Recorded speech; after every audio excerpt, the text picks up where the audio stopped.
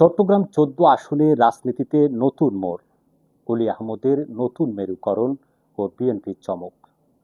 প্রিয় দর্শক, চট্টগ্রাম ১৪ আসনে রাজনীতিতে বইছে পরিবর্তনের হাওয়া।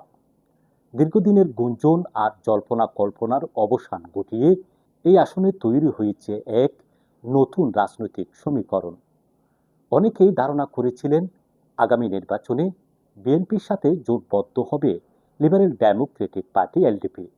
তবে সব জল্পনার অবসান ঘটিয়ে গত শুক্রবার এলডিপির প্রার্থী ওমর ফারুকের এক গণসংযোগে অংশ নিয়ে দলের চেয়ারম্যান ডক্টর কর্নেল অলি আহমদ বীর বিক্রম স্পষ্ট জানিয়ে দিলেন, বিএনপির সাথে কোনো জোটে যাচ্ছে না এলডিপি, বরং তার নেতৃত্বে এলডিপি এখন জামাতের সাথে নতুন এক রাজনৈতিক ঐক্য গঠনের পথে হাঁটছে।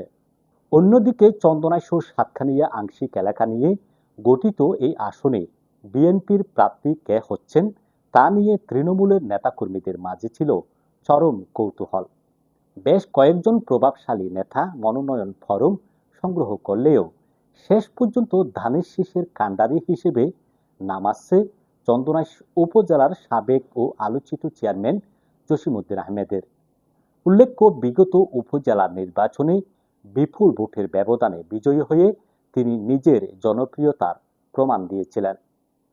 চন্দনাইশ সাতকানিয়ার এই রাজনৈতিক মেরুকরণ এখন সাধারণ মানুষের আলোচনার কেন্দ্রবিন্দুতে। রাজনৈতিক বিশ্লেষকদের মতে অলি আহমদের জামাতের সাথে জোট আর বিএনপির জসিমউদ্দিনের মাঠ পর্যায়ে জনপ্রিয়তা সব মিলিয়ে এবারের জাতীয় নির্বাচনে এই আসনে এক হাড্ডাহাড্ডি লড়াইয়ের অপেক্ষায় চট্টগ্রামবাসী। এই লড়াইয়ের শেষ হাসি কে হাসবে? সাধারণ ভোটারের ধারণা, চন্দনাইশে এবার হতে যাচ্ছে ভোটের আসল লড়াই।